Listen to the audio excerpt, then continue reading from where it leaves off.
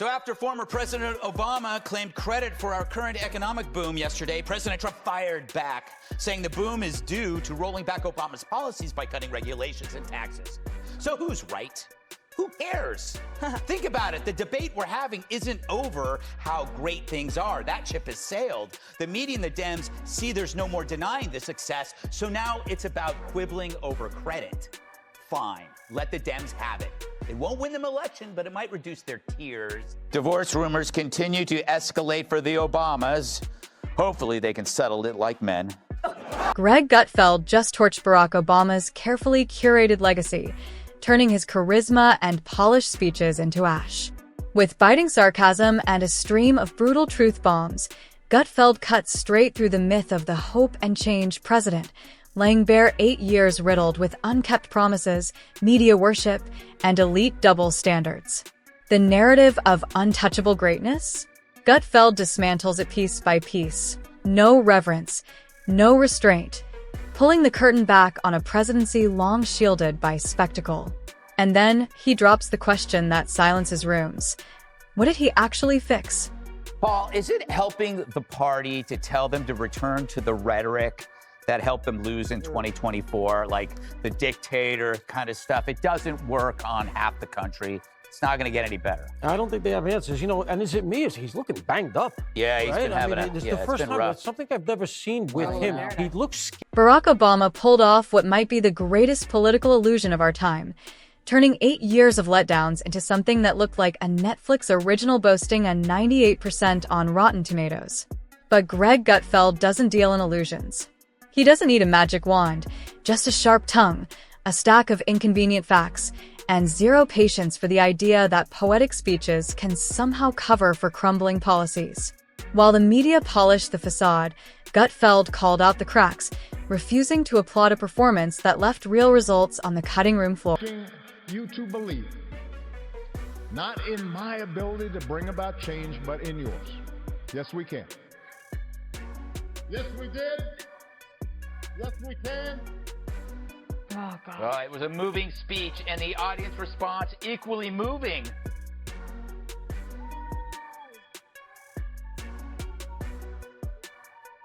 Yeah, serious. So if the Obama presidency were a film, this speech would be the climax. All that's missing is the horse, the sunset, the rousing closing music as the title card reads the end, perhaps in cursive. Let's get one thing straight.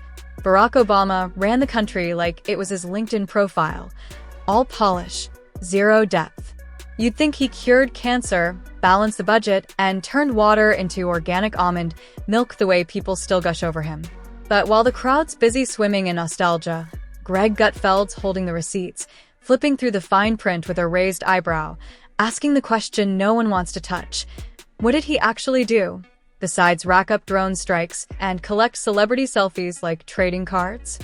With somebody that you don't like and you try to lose them at the party. That's what Obama has done to Joe. He's lost them at the party, and now he's moving on. And then he tweets, and then you find out that he's tweeting about something else while you're at the party. And it's just, I think it's kind of mean to Joe. The second thing is that it's part of that I told you mechanism that only happens when things are good. Because do you think Obama would take any responsibility if the good times were actually bad times? Gutfeld peels back the curtain like a man reading the fine print on a rigged warranty, annoyed, amused, and absolutely done with the hype. Obama arrived on the scene promising hope and change, but by the end, hope needed therapy and change was sleeping in a tent behind a Whole Foods. The economy stumbled like a three-legged race, yet the media called it a marathon victory. Wages were flatter than a vegan pancake, but you'd think he passed out golden tickets the way people still talk. Gutfeld isn't buying the fantasy. He's breaking it down, line by disappointing line. President Obama took another stand against evil yesterday, lashing out at ISIS, pernicious gang crime and human rights abuses in left-wing dictatorships like Venezuela and Cuba. I was kidding. He went after Fox News again. I think the effort to suggest that the poor are sponges, leeches. Let's talk about the stimulus plan, that so-called economic adrenaline shot meant to jolt America back to life. Greg Gutfeld sees it for what it was, like dumping a gallon of Gatorade on a forest fire and acting surprised when the trees kept burning. It wasn't a rescue mission. It was a trillion-dollar pity party dressed up with empty slogans and photo ops. And those shiny recovery signs bragging about all the progress? Spoiler alert, they cost more than the jobs they were supposedly celebrating.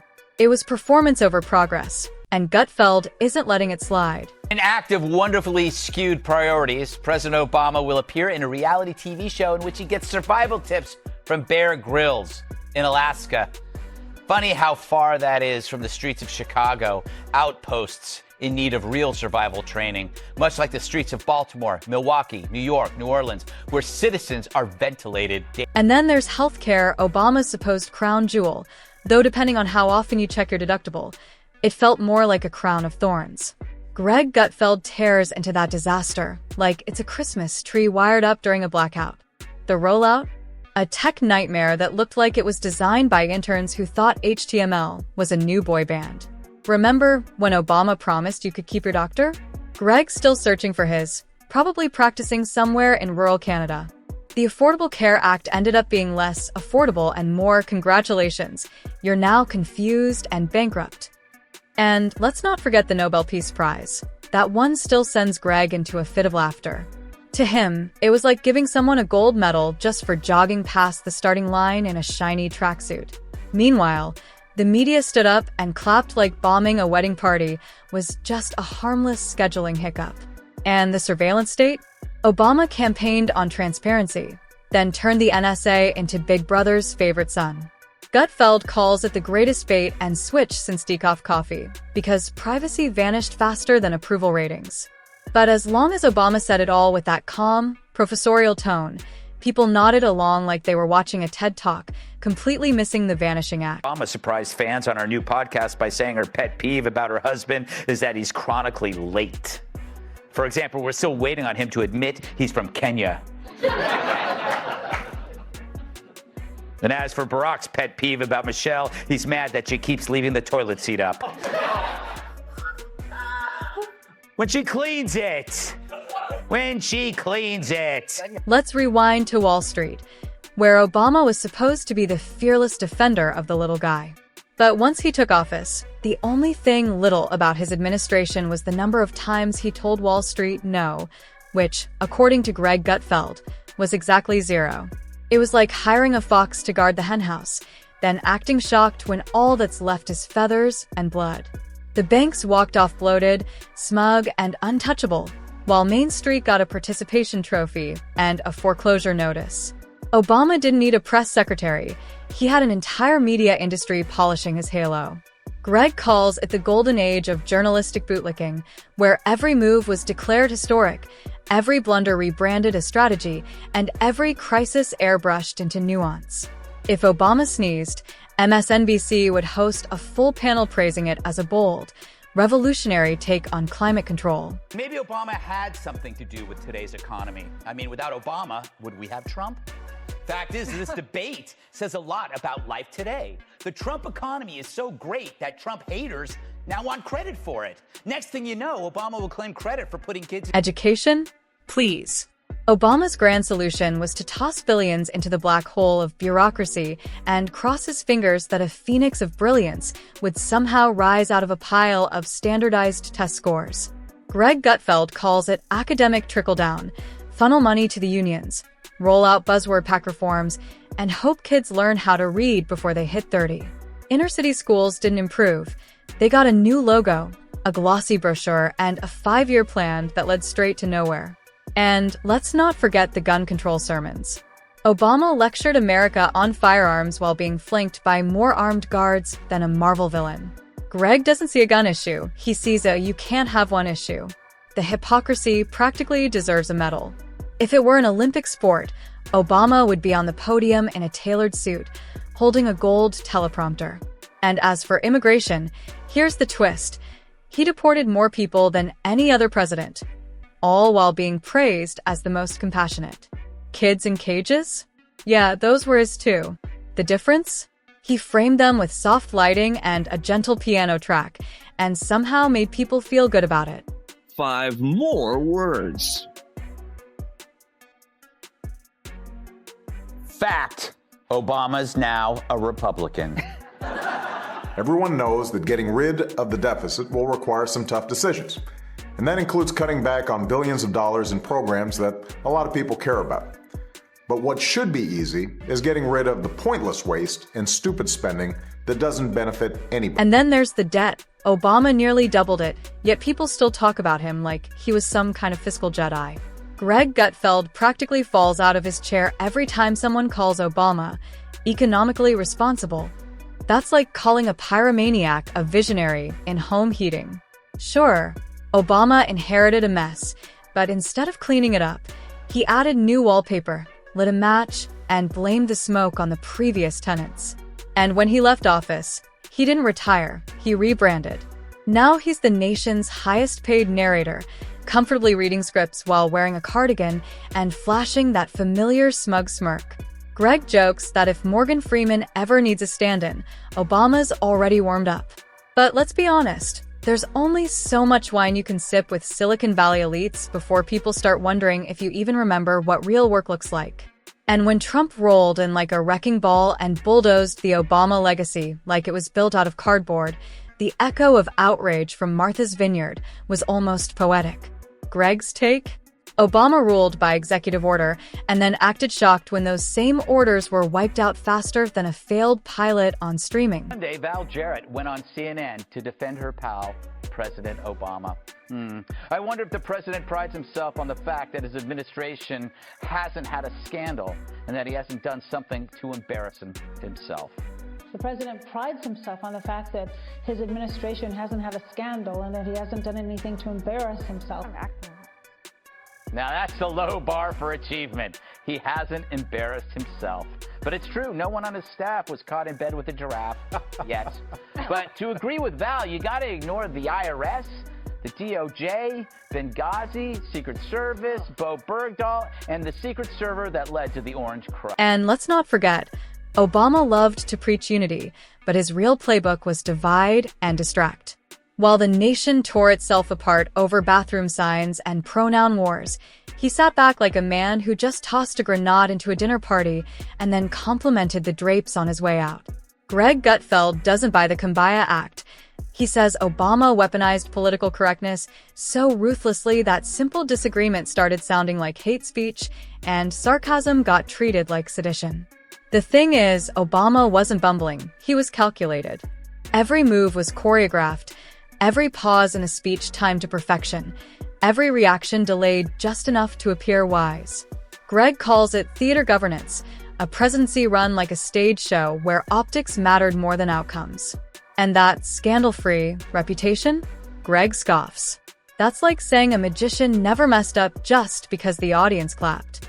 The truth is, the scandals were there, fast and furious, Benghazi, IRS targeting, but the media buried them like awkward family secrets, locked in the basement behind a fridge, hidden under a blanket of narrative control. Today we woke up to breaking news. Obama isn't woke at all. This idea of purity and you're never compromised and you're always politically woke and all that stuff, you should get over that quickly. The world is messy. There are ambiguities. People who do really good stuff have flaws. Like if I tweet or hashtag about how you didn't do something right or used the wrong verb, or then I can sit back and feel pretty good about myself because, man, you see how woke I was? Obama didn't drain the swamp. He installed a gift shop right in the middle of it. Bureaucracy ballooned, government overreach flourished, and every agency got a sleek new logo while accountability vanished into the fog. Greg Gutfeld cracks that under Obama, the federal government grew like a chia pet. Just add media praise and watch the incompetence sprout in all directions. And then there was the arrogance. According to Greg, Obama could ruin a sandwich and still find a way to blame the bread while delivering a TED Talk on the nuanced brilliance of mustard placement. By the time he left office, the country wasn't transformed. It was confused, cash-strapped, divided, and buried under a mountain of poetic speeches and empty slogans. He promised to lift the nation, but in the end, he levitated himself, and somehow, the applause just kept going. Technically, it's a scandal telling America you can keep your doctor, a callous deception that hurts millions. And it's a scandal of will to deny a toxic doctrine fomenting apocalyptic violence. And it's a scandal to ignore the modern Black Death, a plague currently crippling Chicago. Obama's tenure had more dirty linen than Charlie Sheen's hamper. But when your heart's in the right place, doing the wrong thing's always forgivable. And maybe scandal was just so common. Greg Gutfeld doesn't just roast Obama. He holds up a mirror to the whole production and asks, "Are you still buying this?" Strip away the branding, the poetic pauses, the carefully filtered Instagram snapshots, and what you're left with is a man who sold hope like it was the latest Apple product, then governed like he handed the syllabus to interns with no Wi-Fi.